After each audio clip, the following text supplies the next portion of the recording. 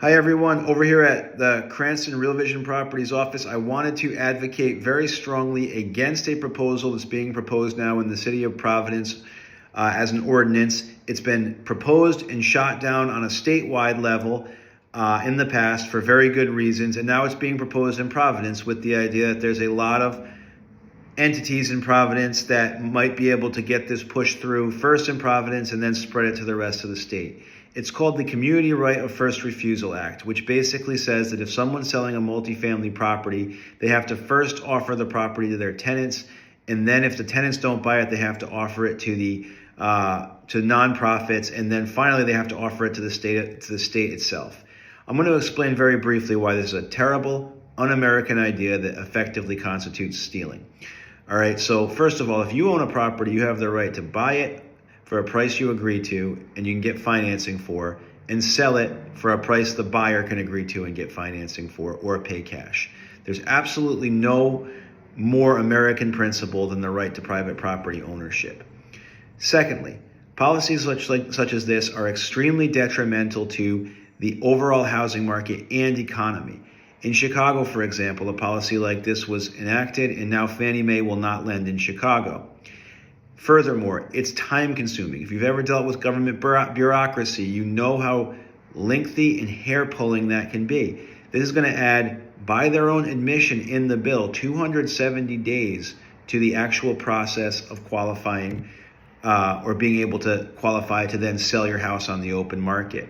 So if you wanted to put a property on the market tomorrow, you would have to then wait up to 270 days for the state to go through their processes before you could legitimately sell it in a procedure that we all recognize as the American way of selling real estate, which is hiring a realtor, putting it on the open market and seeing what you can get for it, or selling it privately if you wish to not prioritize the profit you could make through the open market. So why do I feel like it's very important to speak out about this? First of all, I'm an advocate for housing. I'm an advocate for the American dream. I'm an advocate for landlords, and I'm an advocate for tenants. These policies are put out there as ways to supposedly help distressed tenants and make housing available to people and everything that goes along with that. But all of the cities that have enacted these kind of policies have destroyed their economies and destroyed their housing markets. Rhode Island does not have as far to fall as places like San Francisco. When I was at the statewide hearings a couple years ago, or maybe a year ago, regarding the right of first refusal that was proposed on a statewide level, one of the gentlemen who was paid to come in and speak by special interest groups cited that policies such as this have been effective in San Francisco.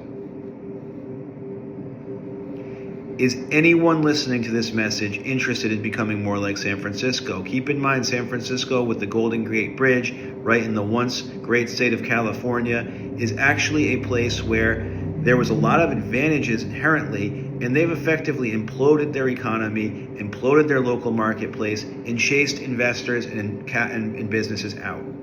So it's very important that you guys understand, if you want to read up on the Providence Right of First Refusal Act or any other similar legislation being proposed to be enacted in Providence, particularly right now, then please don't hesitate to reach out to me. I can share news articles and information that will help you make up your mind about whether or not you feel like people are entitled to their own rights with their own private property when they want to sell.